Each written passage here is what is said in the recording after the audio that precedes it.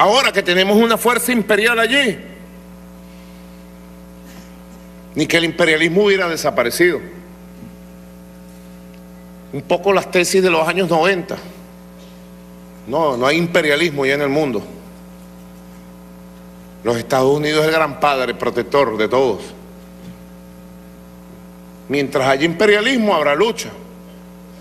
Mientras haya imperialismo en los Estados Unidos, aunque esté en decadencia con el poder que tiene, habrá conspiración, habrá intriga. Si lo sabremos nosotros que hemos enfrentado todas las formas de guerra no convencional contra la revolución bolivariana, que estamos en la primera línea del combate y recibimos los golpes directos, las amenazas, las agresiones permanentes, pero tampoco nos dejamos ni nos quejamos,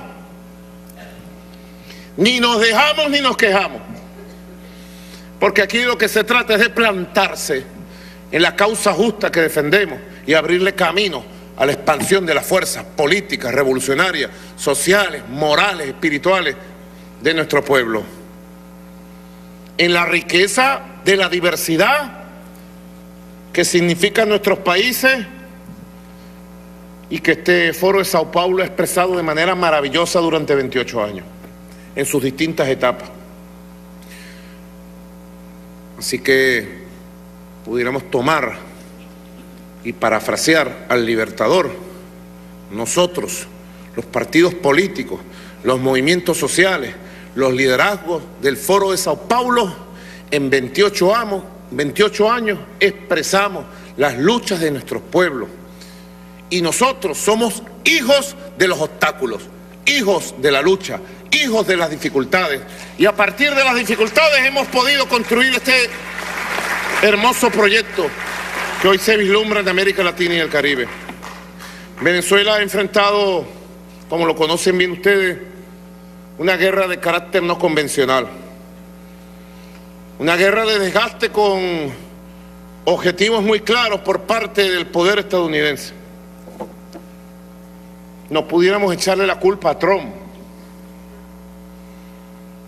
Es una política de un imperio que considera nuestra región su patio trasero y que le ha ubicado un papel geopolítico, geoeconómico a Venezuela para los intereses de ellos. Lo dice en sus documentos y en sus discursos. Lo decían desde el comandante Chávez hace 20 años. Hay que recordar, hace 20 años. Próximo 6 de diciembre se conmemora, 6 de diciembre de este año, los 20 años de la primera victoria electoral presidencial del comandante Hugo Chávez en las elecciones de 1998. Y ya para entonces decían los informes y los discursos de funcionarios estadounidenses en tiempo de la administración Clinton: Hugo Chávez no trabaja para nuestros intereses en Venezuela. Ya lo decían. ¿Y quién dijo que uno tiene que trabajar para los intereses de los Estados Unidos? Uno tiene que trabajar para los intereses del pueblo y sobre todo de América Latina y el Caribe, en la visión de Bolívar, en la visión de los libertadores. Ya para entonces ellos identificaban al movimiento bolivariano revolucionario 200, que había logrado hilvanar una estrategia pacífica, constitucional, electoral, para llegar al poder político y para hacer una revolución de carácter bolivariana, para entonces democrática, nacionalista, popular. Ya ubicaban al movimiento bolivariano y al comandante Chávez como un elemento que no colaboraba con los intereses de Estados Unidos. Y trataron de influir. Por un lado trataron de halagar a Chávez y rodearlo. Ah, qué bien habla Chávez, qué gran líder es Chávez. Y lo rodearon de presidentes de derecha que lo tocaban para ver si lo aflojaban, como aflojan a veces algunos. Se han visto casos, ¿verdad? Como dice Walter Martínez, hay casos en pleno desarrollo por ahí, de gente que ganó con votos de izquierda y termina gobernando para las oligarquías y para el imperialismo de manera descarada.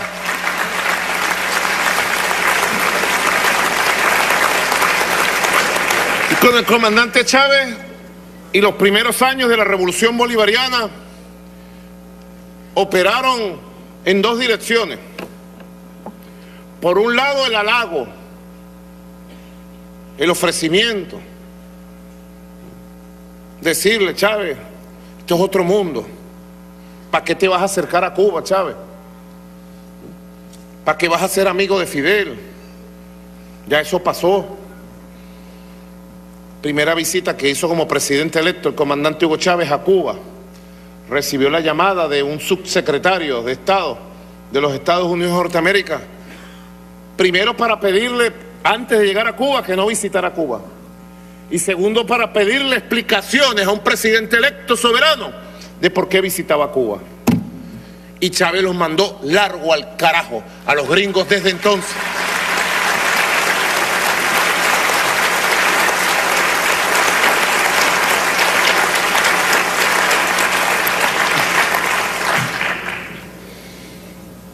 Y por otro lado, la conspiración, halago, y por otro lado, conspirar, presionar, amenazar,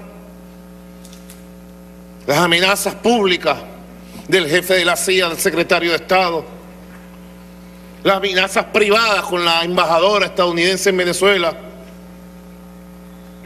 la conspiración permanente de los medios de comunicación, la campaña permanente para demonizar, para estimular el odio y el miedo contra el liderazgo renovador que surgía, y la conspiración para tratar de fracturar las Fuerzas Armadas, que remató definitivamente, como todos recuerdan, en el golpe de Estado mediático que dieron contra el comandante Chávez en el año 2002, el 11 de abril, 2 y 13 de abril de ese año. Venezuela ha enfrentado desde entonces, y para entonces, la agresión imperial. Tendría que no existir el imperio norteamericano para que la revolución bolivariana hubiera tenido un lecho de rosas. Compañeros, los que aspiren dignidad, los que aspiren justicia social, los que aspiren igualdad, los que aspiren felicidad para los pueblos y los que aspiren independencia en América Latina, no pueden creer que será un lecho de rosas. Será un combate y una lucha permanente por abrirle espacio, por abrirle camino a la idea de redención, de justicia, de felicidad de los pueblos. Es la historia real. Si aspiras a la felicidad de tu pueblo, tienes que aspirar a la independencia política y económica. No importa cómo se llame, decía el comandante Fidel Castro cuando recibió el comandante Hugo Chávez el 10 de diciembre, 14 de diciembre del año 94. No importa cómo se llamen los proyectos hacia el futuro, decía el Fidel del 94. Si lo quieren llamar bolivarianismo, estoy de acuerdo, decía Fidel. Si lo quieren llamar cristianismo, también estoy de acuerdo. Si lo quieren llamar socialismo, estoy de acuerdo.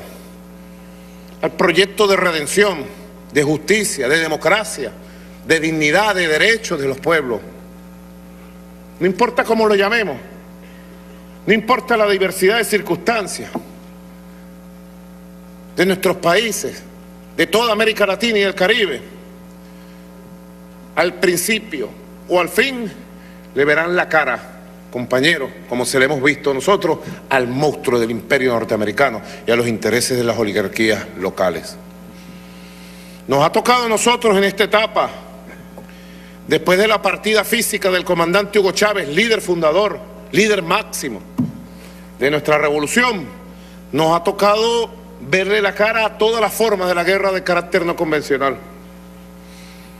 Ahora a Nicaragua le están aplicando el método que nos aplicaron a nosotros en el año 2014, las guarimbas.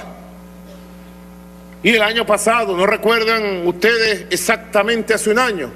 Venezuela soportó 120 días continuos de agresión callejera de grupos pagados por la Embajada de Estados Unidos, de grupos violentos y la campaña mediática mundial multiplicada para presentar una Venezuela en caos a las puertas de la guerra civil y un gobierno dictatorial reprimiendo a un pueblo que protestaba.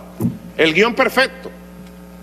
Hoy se lo están aplicando a la Nicaragua cristiana, a la Nicaragua sandinista. Todo nuestro amor, todo nuestro apoyo incondicional al comandante presidente Daniel Ortega Saavedra, a la compañera Rosario Murillo, al Frente Sandinista de Liberación Nacional y al pueblo de Nicaragua, que vencerá la violencia, vencerá el terrorismo y triunfará la paz. Estamos seguros que triunfará la paz.